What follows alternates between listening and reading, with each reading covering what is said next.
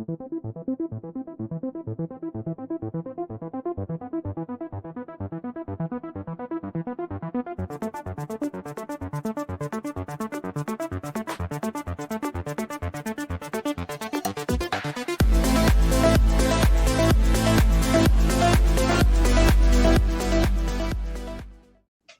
we're back with more NBA observations. It's Gerald Glassford. Thanks so much again for joining us on this great recording for the NBA observations. Go ahead and make sure you like and subscribe, hit that notification bell. And from what I'm talking to, oh, I didn't get the live show.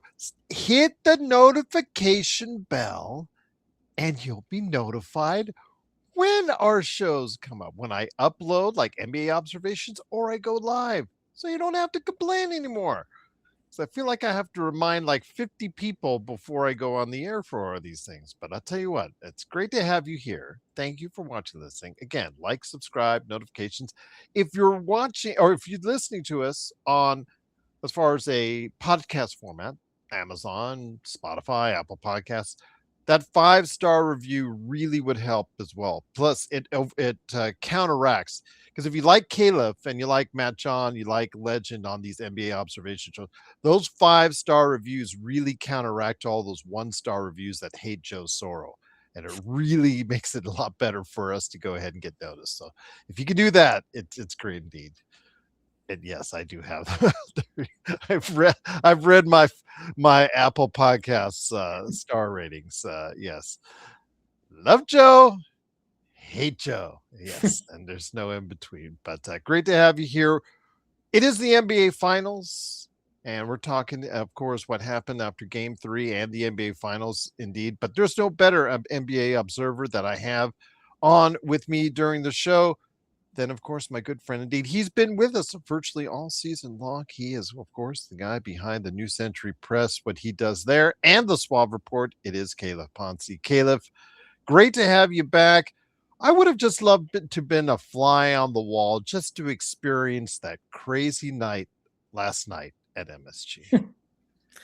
Yeah, I mean, it felt like it was a crazy, just like a fever pitch. You got the president there. You've got obviously the whole row of Knicks celebrities, and it kind of felt like, well, if we won both in San Antonio, surely we're not going to lose here. And then, it's not what happened. It was a crazy, but like almost anticlimactic game. I felt like until Castle hit that crazy 3 that really put it out of reach. Until then, I really thought the Knicks were going to do another Knicks special comeback where they just kind of are down. They were down however many in the first half, and then they take the lead at halftime, and then San Antonio retakes the lead. And then I just really thought until that Castle 3 went in, I said, they're going to do it again. They're going to somehow be up 3-0 in this series where I think the Spurs are a better team, but that's not how the games have played out really. So it was a crazy game that just came down to really neither team. I mean, I think the teams started a combined like 0 of 15 from 3 in the fourth quarter or something. And then Castle took the seal off, and that kind of was the difference in the game, I thought. And then New York made 2 crazy heaves, whatever, late. But, I mean, obviously a huge win for the Spurs. If they lose, it's over. And now it's anything but. So, and yeah, an entertaining game that I think the finals have been what we wanted so far. Been good basketball. It hasn't been boring ever. And so, yeah, I mean, I thought last night continued that.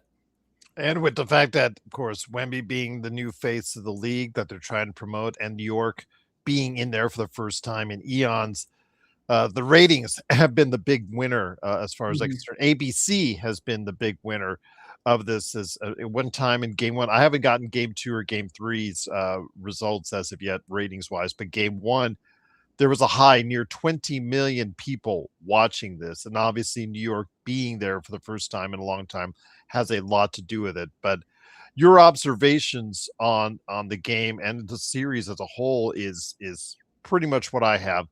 I mean, we could go into the Kenny Atkinson way of thinking. Analytically speaking, we should be winning this series. No, seriously, San Antonio, I think to a lot of people should be winning this series, but mistakes by them have cost them and prevented them. And if you'd have told me that Jalen Brunson is shooting 37% for the series and they're still up 2-1, I'd say, you know what? New York is doing a hell of a job.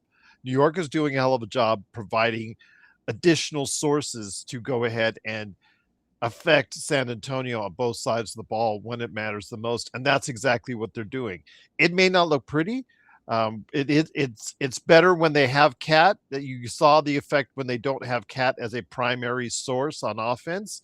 What the problem is when that happens, but yeah, I mean, you can't blame San Antonio as far as their defensive performance because Mm-mm. the way they've really made life hard for Jalen Brunson has been, quite complimentary. I mean, they have so many different looks that they can throw at Jalen Brunson. Obviously, it's costing him problems, but and conversely, New York has done a great job with Cat bullying and Mitchell Robinson bullying Wemby at times, especially when he's out on the perimeter. He can't really get by those guys with strength. So really, they've been able to counteract each other very well, and I think that we're seeing that in the series, and it comes right down to mistakes that they made. And Wemby was honest and upfront. He said he cost them game two. He did. Mm-hmm. He had multiple chances. He had 3 opportunities to go ahead and put his team ahead and missed each time or made a bad pass each time in that final minute in game 2. Game 1, they let it slip away and they only have themselves to blame. So the only way we're seeing as far as is concerned, the who is up on who or who wins out on who is when the other team is making mistakes because effort wise on both sides of the floor, we are seeing a really good matchup between 2 really good teams. Yeah, I mean, both teams are giving it their all. You'd certainly hope so here in the NBA Finals that was the case. But I mean, this was kind of what was interesting about the series is talent wise, and just like San Antonio's high end talent is so overwhelming with obviously Wemby, and then how good Castle's been, and Harper and Fox starting to slowly but surely work his way back into what he is when he's healthy. But I mean, it's always been the regular season and in these playoffs. There's parts of it that are a tough matchup for San Antonio. The way to kind of mitigate Wemby defensively as much as you're going to is to be able to have 5 shooters on the floor and be able to have people who you can't do a late closeout. Like you got to just kind of stay with them or they're going to get the shots up. And New York is like that team in the NBA right now. Maybe Boston, but I think New York. I mean, I don't think I know New York has better players than Boston in terms of top to bottom. How many good players they have right now. And so, yeah, I mean, you've seen really good Mikal Bridges games. You've seen good OG Anunoby games. You've seen great Cat games. Obviously, Brunson in game 1 with how good he was in the fourth quarter. So, I mean, it just has come down to New York has all these options, and that's something that San Antonio hasn't really faced yet in these playoffs. Like, obviously, round 1, if you're a 1 or 2 or 3 seed, round 1 is supposed to be kind of a cakewalk for you. That's how it goes. Round 2, Edwards is not himself. DiVincenzo's out. Round 3, you're playing Oklahoma City, and that ends up with no Jalen Williams and no AJ Mitchell. So this is the first time they've really played a team that just has all this optionality offensively. And I think it's been an adjustment for him, but I think last night was a really, really crazy high-level defensive performance from San Antonio. Wemby's always the crux of that with how he protects the rim. I think he had 3 blocks, but anyone who watches these Spurs games, no matter what game it is, knows how many shots or non-shots he impacts just by being down there.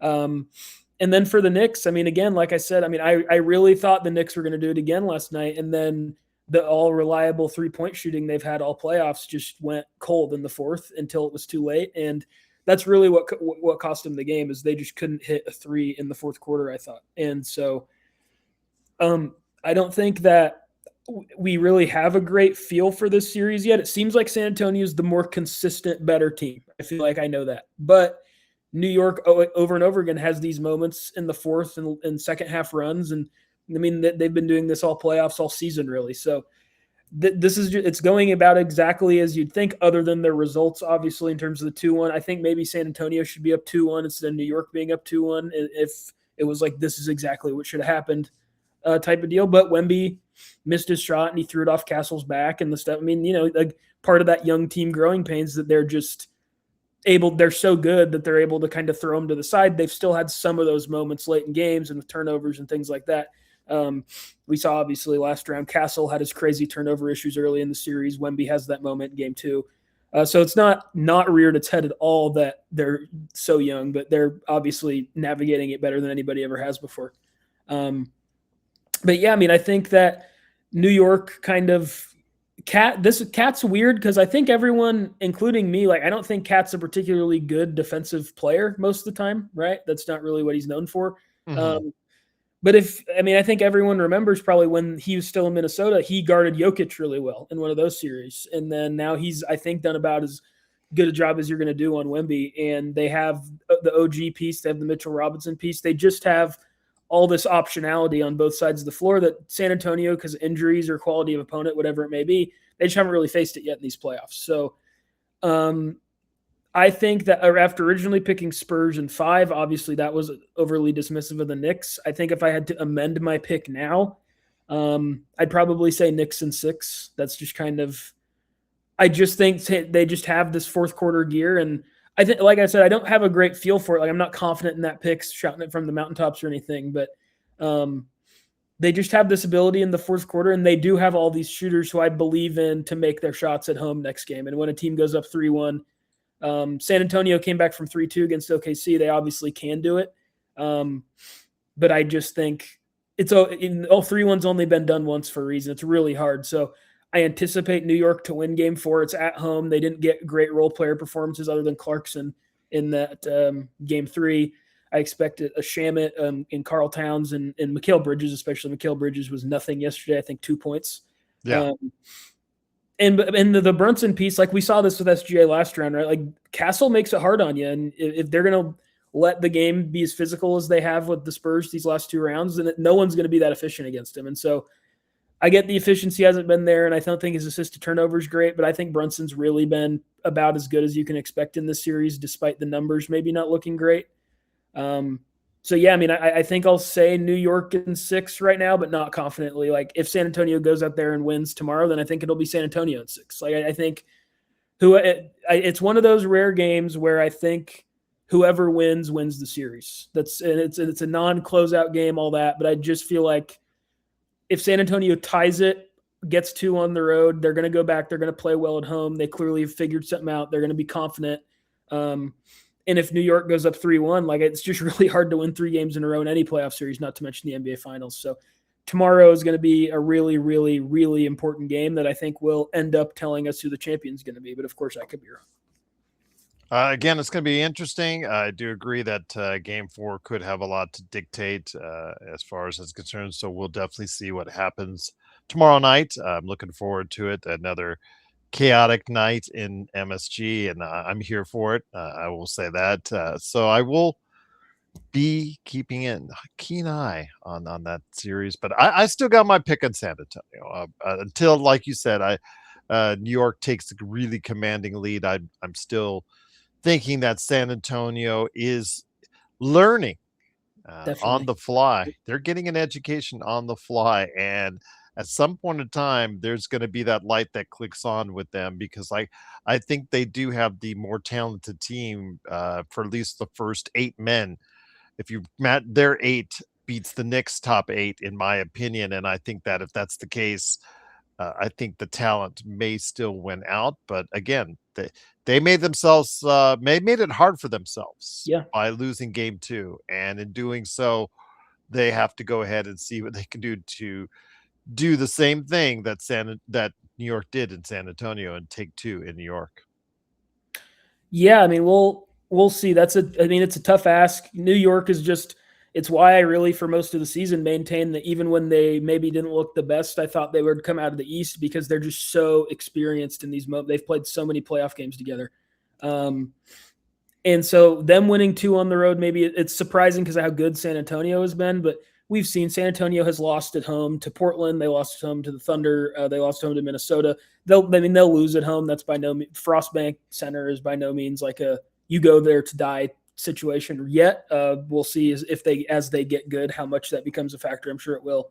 But for if San Antonio, as young as they are, with the president there, as big of a home court craziness, like it's just not the same as other places. Not even because it's the Knicks and MSG, just because in game 3, I've said a few Secret Service was frisking the players, and it's just all this stuff. Like You're just never going to see this probably again or before or any of that. So it's a crazy environment. It was really impressive that they went in there and outdueled New York in a really, kind of gritty, hard-nosed game that you'd think maybe would lean towards the veteran team. But hey, San Antonio has proven this, like any physicality anyone has, they can match it, if not beat it. And I think if you can do that against teams like Minnesota and teams like OKC that are known for their physicality, you're definitely going to be able to do it here. And I mean, Castle, man, he's so good defensively. We saw that last round, but you can see like every game, it feels like he learns a little bit more about how to handle these moments. And that should be scary for everybody else who's going to have to play them forever. And him hitting that three, which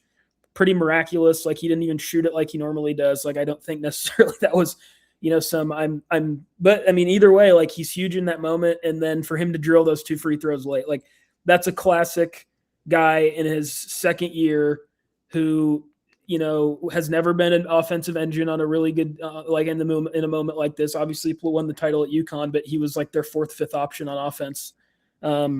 For him to go there in MSG with all that craziness and drain those 2 free throws, it's big, man. And it shows just how rare the collective like swagger of this Spurs team is for how young they are. Like they just are. That's a really rare team that I don't think we should take for granted how well they do in those moments. We saw that obviously how they beat OKC in game 1 with their in the overtime with the shot from Wemby, and now that yesterday, like those are games that young teams just usually find a way to lose. That's kind of how it goes. The veterans figure it out late in the game. They don't freak out, especially when they're on the road for both of those. Just really impressive. And well, I just think whoever wins tomorrow is going to win the series. And I think the Knicks will win just based off they're the home team. Eventually a home team has to win in this series, you'd think. Tomorrow I'm going to say that's the first time it's going to happen. But I mean, truly, like instead of Knicks in 6, I should have just said whoever wins game 4 wins the series in 6, because that's kind of what I think is going to happen. But we'll see. It's been crazy. The Spurs have had their youthful moments, but they've also had these crazy big clutch moments late in games. So I think all these games are a toss-up. You never know exactly what's going to happen. And just a really good finals. And yeah, I mean, perfect for the NBA couldn't have drawn it up any better. Like no matter who the Knicks played, the series was going to be off the charts rating wise, but then for them to be playing Wemby just takes it to a whole nother level. Have casual fan general interest. So great for the league. And a great series. And that's kind of what I'm thinking about it so far. But yeah, I mean, a huge game tomorrow. Whoever wins tomorrow will be the champions, I think. We'll find out, but great to have everyone here listen to what we have here at NBA Observation. So we are looking forward to what's going to go on Wednesday night in New York, and we'll see who comes out the victor on that one. Indeed, but there are more great things to talk about when it concerns the NBA. The NBA draft is coming up in a couple weeks. Hello, yes, it's coming up in a couple weeks. Yeah, right around the corner. I think it's is it like literally exactly 2 weeks away? I think it's somewhere. Mm-hmm. Yeah, that's crazy. Absolutely. So get ready for it. And Calif has some thoughts as well as I do in regards to the top of the draft right now. And the reason why I brought it to his attention as far as the concern, because this is one of those years where kind of seems like there's a favorite, but there's still the possibility that 1 or 2 names might sneak through as the number 1 draft pick. It's not a universal minded experience indeed. Yeah. So Calif, I bring to you this. I have heard in recent days, because I'm observing, and in these observations, I've observed a lot of draft experts, a lot. And it's not just 1 or 2. It's actually quite a few that are now kind of saying, well, AJ Dybantsa is not the guaranteed in stone in writing number 1 draft choice, that they kind of prefer, if it was them, Daryll Petersen, excuse me, or they prefer Cameron Boozer because he's a analytics juggernaut as far as I'm concerned. That's what I hear is when I hear Cam Boozer, I hear analytics right along with it. So with that said, are we sure Washington is going to go ahead and pick AJ Dybantsa when it comes to the time that that their name gets called in just 2 weeks from now? I don't necessarily think we do. I mean, I think last year Washington really kept it pretty quiet. Like there wasn't a great field. Like I think Trey Johnson was like the natural guy, but there wasn't some like everyone knows that Trey Johnson's the pick if he's there. And so I think Washington probably isn't going to super like, I don't think they're going to be one of those organizations where we know everything that goes on with this new leadership that they have. And it is really close among these top three. And upon further, like I kind of quick jumped on moving Boozer down to 4 after I've been diving in on these guys doing a little bit more work. I'm going to put him back ahead of Caleb Wilson and have him back at 3 for myself. But I don't think you can go wrong with any 3 of those guys. I think the highest ceiling of them all is Petersen. If Petersen hits, who knows? Like you see these teams that make it a lot of the times now, the final teams in the Final 4, Final 8, usually they have an elite on-ball dominant guard. And obviously maybe Wemby's going to change that because if the best player in the league, 7 foot, God knows, then, the league's naturally going to tilt back to being tall. Minnesota kind of started that when they went with the double bigs to stop Jokic a few years ago.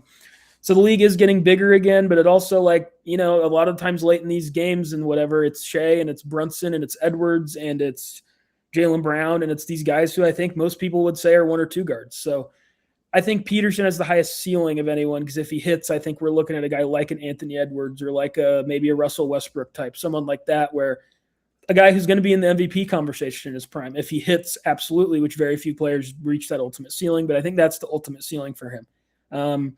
Dybantsa is the hardest archetype of player to find, which is like the 6'9", crazy volume scorer who has this bevy of moves on the perimeter and also is strong and goes inside and has a good niche of getting to the free throw line. He did really good at that at BYU.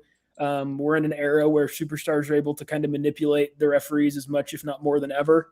So I think that could be for speaking of the analytical people, analytics don't like anything more than players who take free throws. So that's a huge plus in this case of Dybantsa. Again, he's like the hardest guy to find. I mean, I think Dybantsa is somewhere between 6'8" and 6'10". I'm not sure off the top of my head exactly how tall he is, but he's in that range where he's clearly a 3.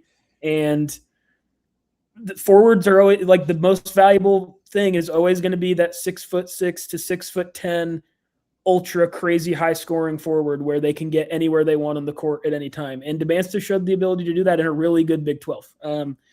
So I think there's that. And then Boozer is the analytical, like everyone wants to overthink Boozer because he's not quite as big as you want. Like I think Boozer's like 6'8" or 6'9", but he's technically probably a center. And he doesn't shoot threes with the volume you'd want, although he can shoot threes. And he's a really good passer and all this stuff where he's just not as glamorous as those other 2 because it's harder to envision what the exactly super high end version of him is compared to, if Petersen hits, it's kind of like Anthony Edwards. If Dybantsa hits, it's kind of like a Tracy McGrady type. Like, I don't know exactly what the ceiling, like what player it's easy for a more casual fan to see, this is who Boozer's going to be, because there's just not that many of those guys anymore. And then, I mean, you got Caleb Wilson down there, who I'm sure there's obviously people out there who have gone off the beaten path and said they like him the best. And there's plenty of reason to do that. He's a crazy athlete, really potentially special defensive player. But I think it is these 3. And if I had to guess who's going to go 1, I'd still think it's Dybantsa, just because, again, like it's that archetype of the high scoring forward that's really hard to find.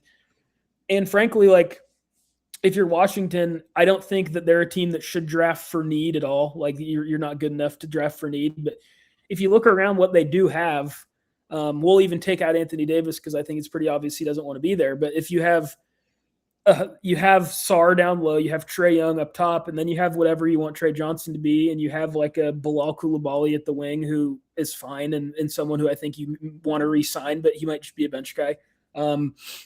What they could use is a high-scoring forward. Like that's kind of what the perfect thing to insert into their team would be. They have the really good young big. They have the very good vet point guard who has a lot of tread left on the tires and a lot of years left with Trae Young. So if it was me, I just think I'd take Dybantsa because I think he's the best mix of safe and ceiling. So because I feel like there's the 3 where the highest ceiling is Petersen, the highest floor is Boozer, and then I think Dybantsa is right there in the middle where I think he's going to be a really good player. But there is the chance that like maybe he's just an inefficient, like a Brandon Ingram type. Maybe he'll be that, right? I think we can say that that's a possibility. We never know till these guys get in the league. But there's also the chance that he is one of those. There's not really anyone in the league like him right now, but Tracy McGrady has been the guy he's been compared to, maybe like a taller Jaylen Brown. He's gotten some comps like that too. So it's tough. But I think if I had to guess, I'd still think it's Dybantsa. That's a safe pick. I would probably put it at 60, 35-5. Probably would be my guess right now. I just think that Boozer, yes, I understand he's an analytics darling, and there's like there's a sprinkle of NBA draft experts that stand by him as the number one draft pick, and I understand why, because I've seen his game, and as someone you can work an offense around, he does look like that. I don't want to say a smaller version of Jokic per se. I don't want to go that far yet. But I mean, he has some Jokic light type things that you could build an offense around that he can do. That would be great. But at 6'8", and someone who is not as athletic as you would like to see, that's the hard part. Okay, if he's not a 7-footer like Jokic is, at 6'8", it's a harder deal to do the same type of things that Jokic does. But that doesn't mean you can't do it. It just is going to have to be more creative around with the players that you surround Boozer with. Yeah, I mean, it's basically, to me, like, do you think he's going to be Şengün or do you think he's going to be Jokic? Because I think Şengün might be the floor for him. Like, and that's a really high floor. That's a good point. He's a borderline All-NBA guy, Şengün is, but also I don't think that if the Rockets traded him for Giannis, I don't think I'd be like, wow, you gave up. Like, he's good, and everyone would want him theoretically, but when you have him, it's not exactly what you'd want. And he's kind of like that, a little bit undersized, around 6'10". There was a bunch of rumors he'd grown a bunch that were just, I feel like, basically made up last year. I don't know where those came from, but is he that tall? He looks 6'9" to me. He's somewhere in that 6'8" to 6'10" range. He's somewhere in there, and that's right about where Boozer is. And I think Boozer is he's a far better prospect than Şengün was, because we saw him play at Duke and the pedigree, 5-star, played in Miami. You know, all the stuff that comes along with him. But I'd bet on Boozer personally. Like, I just think all three of these guys, after going back and doing it myself, like, he's closer to 2 than to 4. Like, I think these three are all a hair above Caleb Wilson for me personally, after actually going back and re-looking at some of their stuff. I think that it's such a sure thing with him that he's going to be at least 17 and 10. Like, I think that's the floor, where he's a good aggressive rebounder. He's a smart, really good passer. I think his shooting is better than he was able to show at Duke. That's just not really what they asked of him when he was there, to be an outside threat. But he's been able to shoot at every stop, and all the percentages suggest he's going to be a good shooter. And has the pedigree. He seems like a good, smart, like, he knows where to be. He's a good kid. And so, and you don't, I mean, the biggest, it's truly such an interesting top three to talk about, because it feels like the ones that have easy, strong opinions about are Petersen and Boozer, because they're like the opposite things, where Petersen is like, oh my God, the talent, but what was the Kansas thing was so weird. Like, there's just always something coming out of games, creatine, that then people who you listen to, like, actually ask people about it, were like, that, whatever, man. Like, that's not well, I guess if that's what you want to say it was. Mood stuff. He's really quiet. Like, all the weird stuff. Like, it's just weird around Petersen. But as I've said a few times already, am of the belief that he's the best player in the class if you take away all the extra stuff. But you can't take away all the extra stuff. Like, that's not how it works. All of it, especially when all three of these guys, assuming they go 1, 2, 3, are going to be the faces of their franchise. Like, they're going to walk in and be the guy immediately, no matter where they go, these three places. So, yeah. And then Dybantsa is just kind of hard, because you just can't really get a reveal. He doesn't have anything polarizing about him. Like, he was just really good, and he went to BYU, and they kind of fizzled out in the tournament because their second best player got hurt, but he was awesome the whole time. Texas's coach was like, they'll never forget that interview when they asked Sean Miller, like, how do you guys think you can slow down Dybantsa? And he just said to the reporter in the middle of the game, he goes, I don't think we can. And that was the quote. Like, that's the type of scoring talent we're talking about with him. But he's just kind of, I think, the most boring of these three, because Boozer got to be, I think everyone went a little too far, including myself, went a little bit too far on the back. We're like, well, he doesn't have this and this. and we focused a lot more on the stuff he didn't have than what he does have. And he has a lot, and I think the floor is really high. But I just think it's got to be Dybantsa number one. Like, it's just the best blend of safe but a potential top 10, top 5 guy if it all works out. And as good as Boozer is going to be, I just don't think that's in the cards for him to be like an all-NBA first-team level guy. I just don't feel like that's something that he's going to be. So I would guess it's Dybantsa one. Impossible to tell. And everyone's going to have their own preferences of these three guys. I bet every board is a little different, how close, how far away they are, all the stuff. So I'm assuming we'll see at least one of those guys maybe go in a place we don't exactly think, because I think the consensus order seems to be, in terms of the draft, Dybantsa 1, Petersen 2, Boozer 3. That kind of seems to be where most people go in terms of their mock drafts. But we'll see. I bet at least one of those is going to maybe end up a little bit different. And then we'll see. Maybe it is Boozer just goes 1. Maybe that's what happens. But I think it'll probably be Dybantsa. But we'll see. What about any trades involving the top 3 picks or the top 5? Let's just go the top 5, because I think once it gets to 5 after Caleb Wilson is most likely the number 4 pick out of any variation. He seems to be number 4. Number 5 is where it really gets dicey. But do you see any activity as far as it's concerned? 1 to 3 or 5? I mean, teams are going to try. Like, it's already been out there reported a few times. Like, OKC is going to try and leverage all their stuff to get up and get there. I don't expect that to happen. There's been some buzz that Chicago maybe wants to get up into that top 3 if a team's comfortable moving back and getting Caleb Wilson plus some stuff. 5 is where it gets interesting, because 5 seems to be basically between 2 guys, and it's not Wagler's kind of who you'd think, right? And then the other one that's getting a ton of buzz there is Mikel Brown from Louisville, who was one of these guys who was all over the place, but he worked out with Atlanta and the Clippers is all, and then he shut down his visits, which historically suggests that he got a draft promise from somebody. So there's been some speculation that is the Clippers. I wouldn't count out Acuff either, though. I wouldn't count out Acuff they being could, considered number 5.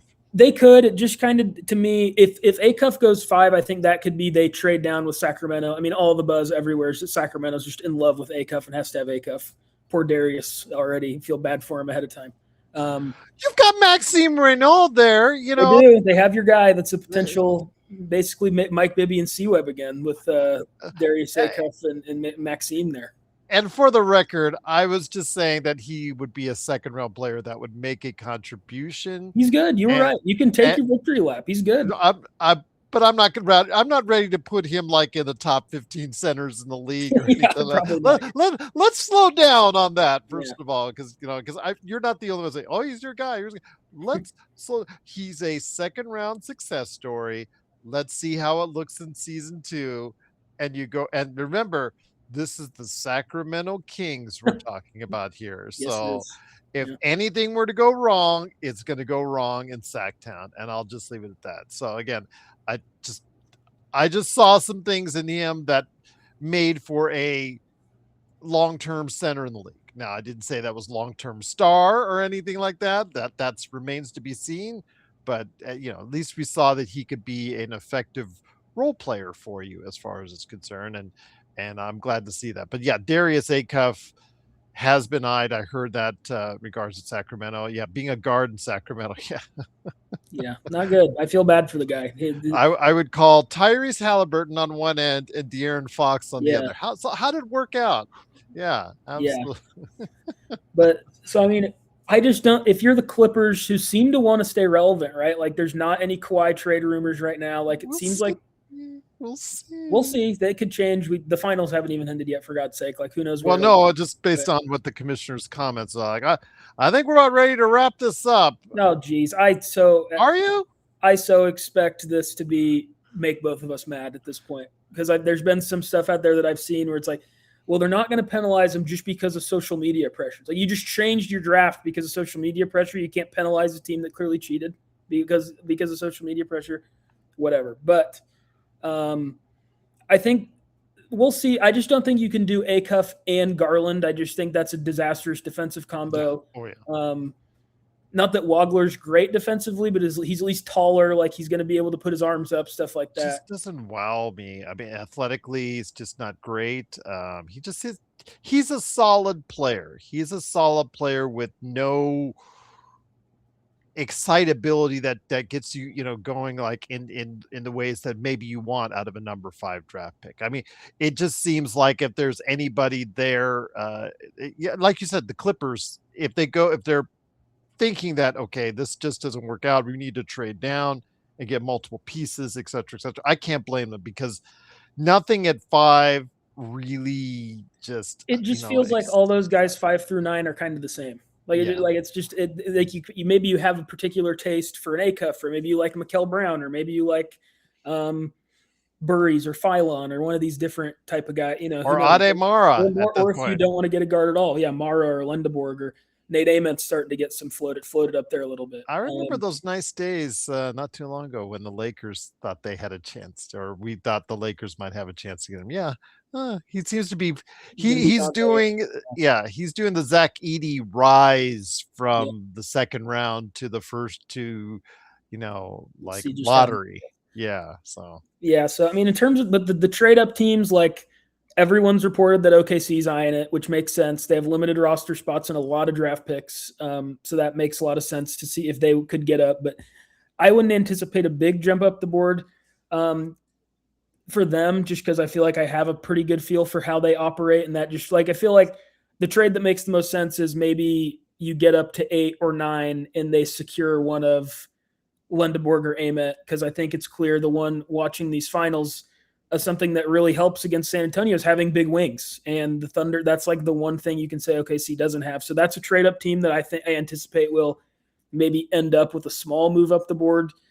We definitely could see Sacramento, I think, get up to 5 and secure Acuff, especially if some of the rumors prove to be true, and the Clippers have kind of said, we really like Mikael Brown. Like, we're going to just take Mikael Brown. He can play the 2, he can play the 1. He's bigger. He can play with Garland. He's a knockdown 3-point guy. And I think you could probably trade down to 7 and get him. Like, I don't anticipate Brooklyn to be in a huge rush to take another guard. So you'll have your pick there. Are you sure they've done so well already with all the 15 opportunities they've had? Yeah, I mean, I think Yegor's fine. I think Jemin, I think whatever. I think he's an NBA player. Nothing that you're going to be able to write home about, I don't think. But he's good. And I mean, all the rumors with Brooklyn of late have been linking them to Nate Ament from Tennessee, who is going to be this really polarizing guy who I've come around on a little bit, as it was big to me. He's 6'10" without shoes, or he's 6'9.5" without shoes. And they found his growth plate. Like they said, he could it's almost likely that he grows 2 more inches. And at 6'9", 6'10", maybe he's a little frustrating. At 7 foot, all of a sudden you're like, oh wow, this guy at 7 feet, look at all he can do. So I've come around a little bit on Ament.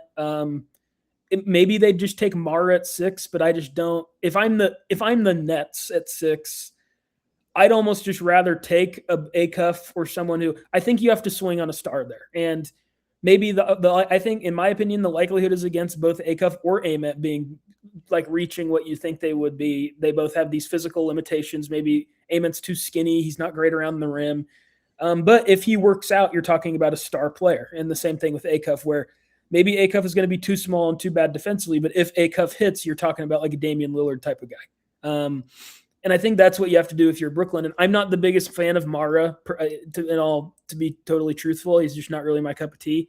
But I just think if you're Brooklyn, like, I don't know what the point of that is. Like, you have to swing on a star here to me if you're Brooklyn. So I think that for that reason, Ament makes a lot of sense to me for Brooklyn, because maybe it's a little reach and he has a lesser of a chance than hitting than a lot of these guards, but I think Traore is something. I don't know if it's good, but I think he deserves another year to see what he is. And I think Joman's good. Like, I think we'll see what they did with him. Danny Wolf is an NBA player of some kind. We'll see what quality. The other guys, Ben Seraf or whatever, and then I don't even remember the other one they drafted, which probably suggests how good or bad he is. But it's just gonna say that. Yeah, so I mean, they just they took 4 guards last year, but I think maybe if you find yourself there, like, I'm not the biggest Acuff guy, but I also think that Acuff clearly has the highest superstar ceiling of that second tier guy. Like, if Acuff hits, it's Kyrie Irving, it's Dame Lillard, it's these guys, it's Brunson. Like, it's these guys like this. You're like, well, you can maybe make a conference finals if he's your best player. So I think Brooklyn is where it gets really interesting. I'm way higher on Wagler than most, and it sounds like you. I just think that his weirdness is almost an asset where he's not a very athletic guy, right? And you can tell that by watching him. But I think he's passable. Like I think he's fine. I don't think he's going to be like you get on the floor and you're like, oh my god, he can't stay with these guys. And frankly, like he plays the game like someone who's well aware that he's not that athletic. Like I think he plays like someone who's used to like I have to be crafty, I have to be a really good shooter, I have to be all these things. I'm not just going to blow by people. And in that way, it kind of reminds me of some parts of SGA and parts of Halliburton where he won't be that good. Obviously, I mean SGA's first, second, third best player in the league, and then Halliburton was I think flirting with top 10, top 15 before his injury. But like that kind of thing where I don't think either one of those guys are these explosive athletes either that you'd be like, oh my God, they're just getting by people, but they're so skilled and they're so weird. They're like hard to guard because they move weird. And that's what I see a lot of in Wagler. So I love Wagler. I'm higher on him than almost anybody I've heard. He just impressed me so much at Illinois, especially the tournament run, of course, but like just all of it where it was a team filled with Euros who'd played professionally and veteran guards and all these guys who have been in these spots before, and a really experienced, good coach in Brad Underwood said, you're the guy, and you were an under-recruited, we were your only P5 offer, and you're going to be our guy this whole season, basically from the jump. And that's hard to do at a school like Illinois, who made the Final Four, for God's sake. So I'm just about as high as one can be on Wagler. I don't love the Clippers fit. I think he's a weird player because I do think he needs to be surrounded by some stuff, and there's not really like teams where I guess the Clippers, like if he's just the Clippers 2 guard, then I think that's fine, I guess, if they just run back the same team next year. Before his injury, I thought Niederhauser looked like a pretty good pick for them late in the first last year. Obviously, Garland I've always been pretty bullish on.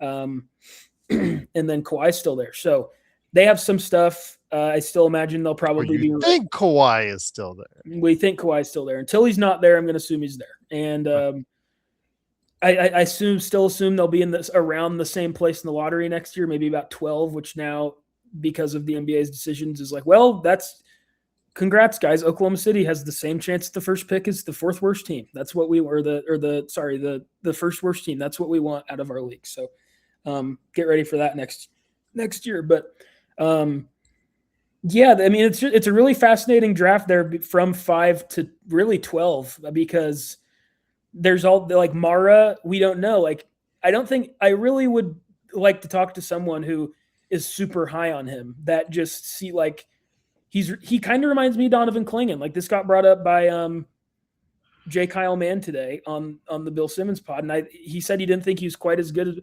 That makes sense to me. Like he's this heavy impact defensive guy who's low minutes. And he's just never played very many minutes, and he's slow-footed, and he's a special passer for being a big. Absolutely, he's a great passer, which is an awesome skill to have. You see these really good passing bigs, how valuable they can be with obviously Jokic, the high end of that, but like even Isaiah Hartenstein or Karl Towns, when now they've used him as this hub where he's a really good passer, and so that I see. I just don't see this in a draft that I think is filled with guys with actual all-star talent. I just don't think he's an all-star talent. I think he's a safe bet who's a big in a draft that, as good as it is, doesn't have a ton of bigs past Boozer and Wilson. So, but we have whatever teams think of him. We have this Acuff thing where he's going to be such a polarizing player because he was so dynamic, but there's some problems. He's really small and he's bad at defense. And then you have like the late riser, like it seems like Amen is. And then where does Yaxel go? Because he's old. And so it's going to be a really fascinating range there after I think we all, for more or less, know how the top 4 is going to go. And I do anticipate we'll probably have a few trades into that range, whether that's Oklahoma City or maybe Charlotte. Charlotte has 2 first-round picks. Some teams like that, all these teams with multiple firsts. So it's going to be exciting. I can't believe it's only 2 weeks away, but I guess last year the draft was like 4 days after Game 7 of the finals. So this is just kind of how the NBA wants to do it. But it's exciting. I put out a piece today where I kind of analyzed some Lendeborg and Amet specifically. And I mean, I'm probably maybe going to try and do 1 or 2 more of those before the draft. I think it's a good time, but exciting stuff. Like this draft is so crazy. We don't know where anyone. We don't know. There's not very many team player pairings yet. Usually by this time, we kind of have a somewhat, well, maybe not a lock, but like if he's there, we know that team's going to take him. Like we know that his floor is this team. I don't think there's very many of those guys. I'm just going to say this because there's also another article that you put out there as well. I won't say what. You'll let you close out with that on the Suave report right there. I'm a little higher on Ademara than you. I think that he can be one of not a star. I don't think that he'll be a star, but I think he can be someone where it gets close to what you're seeing with Cat on the games that they won, game 1 and 2, where you can utilize him offensively as a passer, as a connector, as a playmaker. And then on defensive end, if you find the right matchup for him as far as is concerned, you can use him as a defensive anchor as well. But again, you've got to utilize him in the right way. And you're right, he is slow footed, and if that's the case, that's always going to work against him. We've seen what that does for Donovan Klingen. But again, I think there are some really good attributes for Ademara that he can bring to a team. But question is, can he play more than 25 to 30 minutes in a Yeah, I game? mean, That's a big question. I get that. I understand that.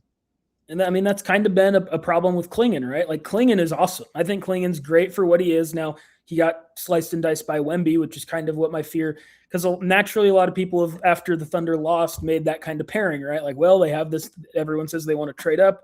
They maybe need another big with Hartenstein coming up, all this. And I just kind of went back to that first round series. I'm like, I do think the comp is probably Donovan Klingen with better passing and worse shooting.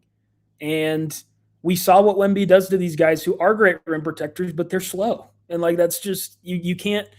So to me, for OKC specifically, which is how I view stuff a lot of times with draft prospects, I just don't love what he brings. Like he is an amazing passer, and that's awesome. Truly. Like he's a really, really rare passer for the position. But he's cannot shoot. And there's not one. And like with Klingen, there was like the talk of like, well, he shot threes in high school. Like there was some scuttle, like maybe he can get to be a passable 3-point shooter, which I think he was 33% last year. Like that's not great, but you don't need it to be great with someone like that. You just need him to be willing to shoot open threes. And Klingen was last year. So Mara, like he made 2 or 3 threes all of last season, and he shot like 52% from the free throw line. Like there's not one indicator that he's ever going to be able to shoot a lick. And his offense is really dunk dependent, which is fine. He's 7'3". He's always going to be able to get dunks. But again, when you then get into the playoffs and you're playing guys like a Klingen, even like a Chet Holmgren, and then obviously a Wemby, those dunks just aren't there. Like you can't just dunk everything all the time. And I don't think his offensive game is much beyond that on the scoring front. Now, again, can't state enough how good of a passer he is, but I just don't think there's that much more to him. He's going to be an awesome regular season rim protector, kind of like Klingen, who then when you get into these playoff matchups, when these playoff teams all are starting to trend 5 out, or a lot of them are trying to at least, I just don't know what his role is, and I think he's going to get played off the court. So I just think that I'd much rather, if I'm any team, I'd much rather take a chance on Yaxel or even Moretz, maybe not Moretz Johnson. Those two are close for me. Or definitely Ament. Like Ament, Yaxel are both ahead of him for me. And I just think that the big wing has never been more important. We're seeing New York is so good, and a lot of that is because they have these versatile, big, switchy wings from Hart to Anunoby to Bridges. And there's not a ton of those guys. It's a super guard-heavy draft after the top 3, where you get all these guards all have a little bit of a different flavor that you can pick and choose which one you like the best. And frankly, like a lot of these teams don't necessarily need a ton of guards. Like even Atlanta, like I guess they could use a Mikal Brown type because McCollum could very well leave, but as long as they bring back McCollum and have Alexander Walker and whatever, like I think they'd probably rather take a wing or a center. Brooklyn just took 1 billion guards last year. I'm sure they'd rather take a wing or a center. Other teams in that range, like Dallas has been the Burries team. Like everybody's all over Burries to Dallas. And then like OKC doesn't really need another guard either. So it's going to be interesting to see where the forward centers go, because I think it'll probably end up higher than even we all think now. Like I think Yaxel could end up in the top 9, even though he is older, even though maybe he is a lesser ceiling. Teams just don't all need guards, and wings are important, and he can do a little bit of everything. And Ament is this hypothetical, maybe really good, probably not guy, but you take the chance. Mara, was bigger than people thought. He's a great passer. I think his agility sprints were a little bit better than people thought they were going to be at the combine. So that's going to be, I think, the first subplot we see is do one of these guards that we really like end up making it down to that range of good teams where we'll see like OKC or Charlotte or like Toronto, somewhere in that range where one of these good teams, like, is a really good guard going to fall to them just because of the volume. Absolutely. So we will see what happens. I know that you and I will be talking more about it in the days to come. And then hopefully we will go ahead and find out what's going on with the NBA draft. Definitely indeed. But before Calif and I head on out and before he shares with you some of the work that he's been up to right there at the Suave Report, wanted to go ahead and mention as well, we are still doing our countdown of the 2 teams per week or 2 teams per every time that we're on. Talk about one bad team and one good team. So this time we honored our friend Matt John in discussing the team that he covers, the Utah Jazz, and the team that he clearly has a favorite for in the Boston Celtics. So every time I talk to him, he wants to veer in that section. And I see his eyes perk up a little bit when talk about the Celtics, and that's fine, absolutely. So we'll talk about the Celtics first, and obviously a lot of what's going to happen this summer is going to revolve around Jaylen Brown and whether or not he wants to stay with the team, whether or not he wants to be traded, or whether or not he might be traded for Giannis. What are your thoughts about that whole situation, or do you think it's a much ado about nothing? I think I lean that way. After his comments after the season, there was, a bunch of, but like, oh, whatever, this is his favorite season when they lost in the first round. They just won the championship. Obviously this was, he was like he had broken out, but this was his like, oh, is this guy an All-NBA first team guy? And he nearly was. They're going to do something, right? Boston never sits on its hands. And I think they probably look around. Indiana's coming again. New York, I think, is going to stick around for at least another 2 to 3 years. It's a really good team. And then you have some others like Detroit you think would get better. And then even at the low end, like you're having then Philly, we'll see what happens with Philly with how good Maxine Edgecombe can be. Like there's some rising tide. There's some rising tides in the East here. So they probably need to do something because they just weren't good enough to get out of the first round. They'll be better next season. Even if they have a worse record, they'll be a better team. Tatum will be back throwing his fastball. And Tatum's just a better player than Brown. You'd rather have him. So I personally might at least explore what's out there for Jaylen Brown.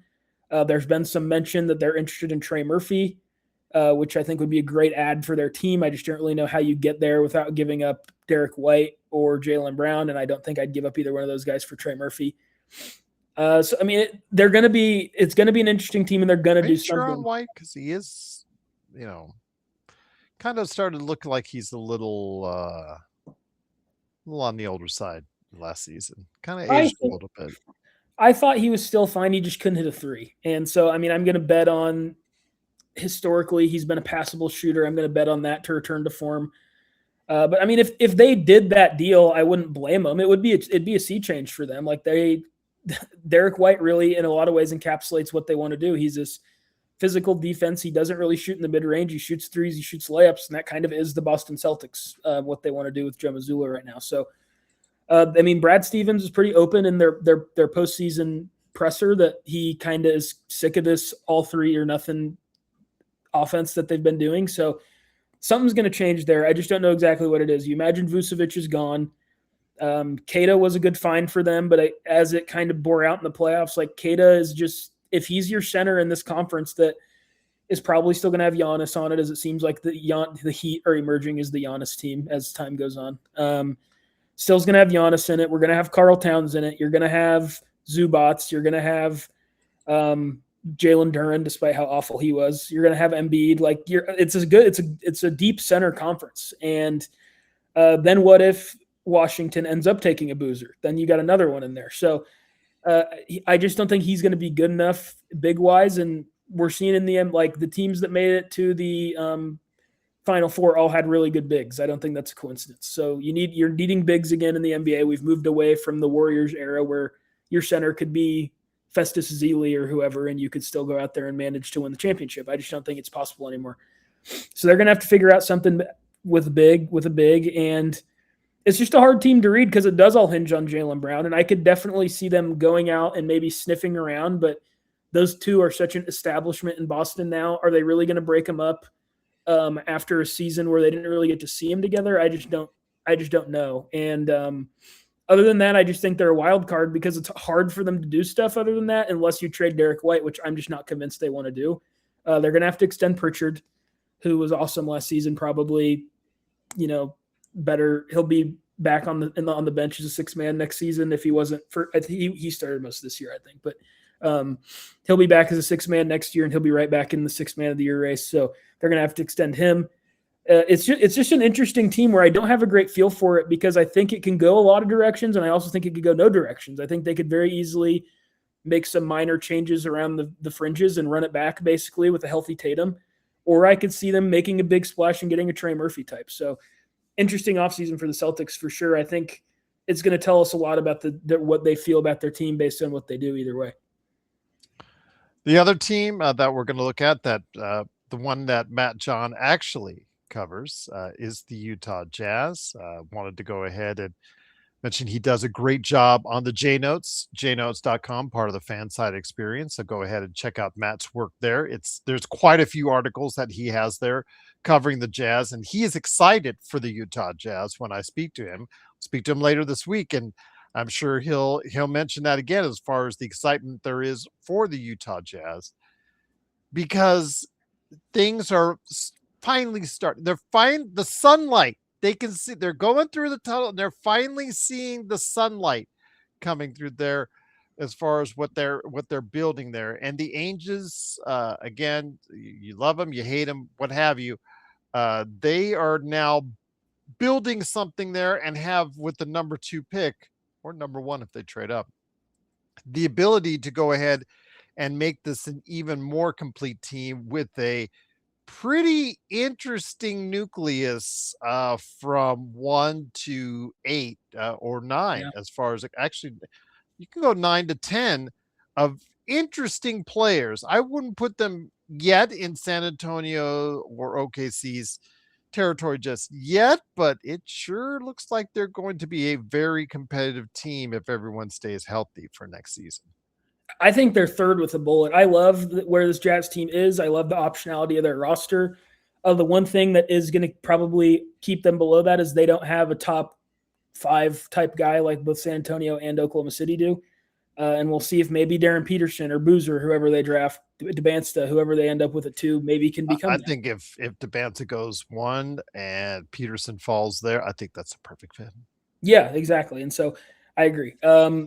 But I mean, this team, I was talking to my friends over the weekend, actually, who are gamblers. I'm not much of one, but I was saying, as soon as those lines drop, like, I think we'll see if maybe Vegas is up to over their gills about the Jazz as I am. But so if it's like 44.5, I'd take the over. I am so excited. I'm so in on this Jazz team. Awesome jerseys also on top of everything else. Keontae George broke out last season. Ace Bailey's something. Maybe that's Petersen in the starting lineup. You have Markkanen. They randomly trade for Jaren Jackson out of nowhere. Kessler will be back from his injury.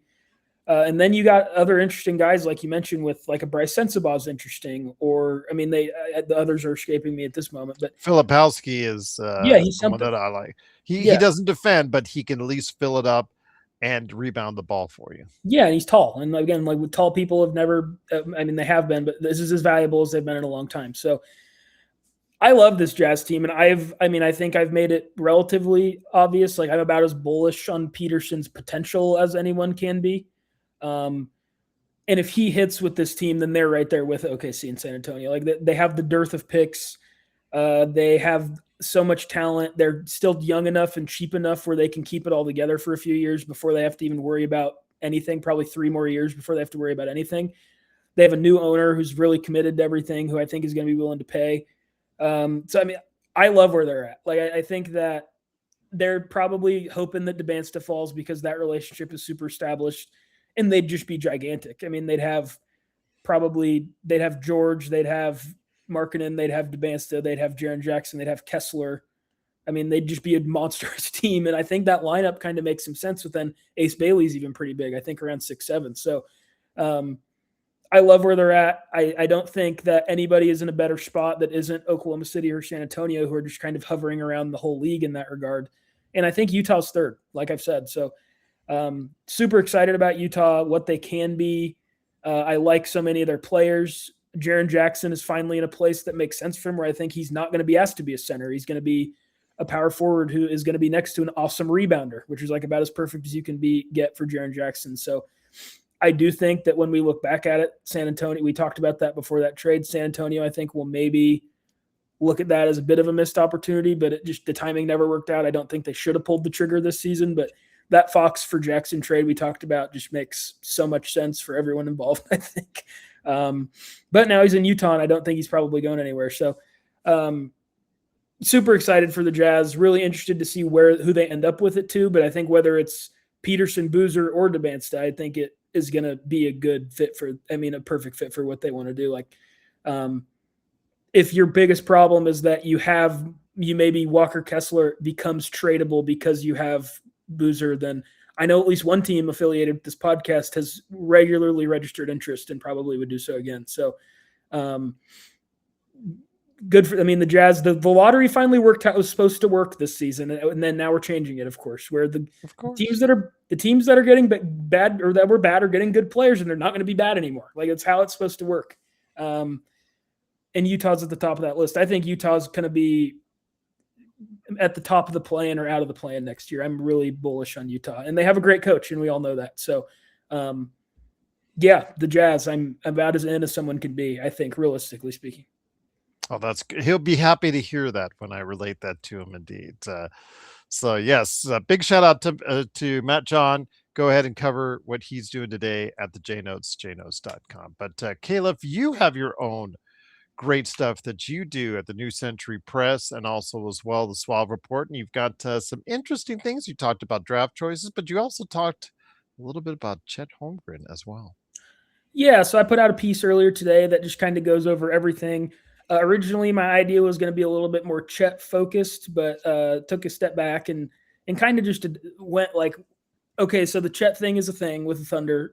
They're not trading him. They're not, we know they're going to stand pat mostly with their big three, at least past this season. So what are the things that the Thunder can do to keep up with this matchup that just kind of maybe is a bad matchup for them, and it's a really bad matchup for Chet? And so I went in depth on some of the things that Chet can do. I can't talk about his weird mental block that he has with this, and that's the most important thing. But I can't, what am I going to, I can't tell him. I'm not a therapist. I can't tell him how to get over that. So the on-court things that I think he should do. And then after that, I just went into things that why could this, if this series gets played again next year, as we all anticipate it will, what are some things that could change, that could maybe change the outcome? And so health was some of that. And then the others was some guys they could add in the draft or via trade. And like I said, I really focused in on Yaxel Lindeborg and Nate Ament in there, and not depth, but I went a little bit in on both of them. So some interesting stuff if you care about the Thunder Spurs budding rivalry. The Chet thing is hard to write about because it's like clearly he was completely mentally fried in that series. Like, it was obvious if you're watching it. Like, it wasn't, on top of it being a really bad basketball matchup for him, which it is, he also mentally was just completely cooked in that series. So he'll have to get over that, but there's some other stuff he can do just in terms of his fundamentals and how he wants to play. And a lot of that's a byproduct of he is not as offensive second option for any really good team, frankly. And that's kind of what he, in theory, would have had to be against the Spurs for the Thunder to be their best selves. And he just isn't really that player. So put that out today. Would really appreciate if everyone went and looked at it. And before the draft, I'll probably have one or two more things, maybe focused in on some prospects that I really find interesting for OKC specifically. And definitely, so go ahead to check out what his great work will be and is right there at the Suave Report, suavereport.com, and also the New Century Press as well. Well, my friend, we covered a good hour of great NBA observations. Any last thoughts before we get to Game 4, before we head on out? I don't think so. I think, again, tomorrow, I think the championship gets decided tomorrow, one way or another. So we'll maybe I'll be wrong, but that's really what my gut's telling me. So just excited for tomorrow and treasuring these last few games of basketball we have before the NBA does a good job of stacking its schedule, so we're not really without until after summer league. But after that, it's the sports wasteland time, unless you love baseball in the regular season, which I do not. So just enjoying these last few weeks, month and a half of having NBA stuff around to talk about, and after that, looking to next season. I guess that's just kind of how the cycle goes. Exactly, my friend, indeed. But great to have you here. Great to have you continuing to provide us right here at the Lakers Fast Break the best in analysis and the best in NBA observations.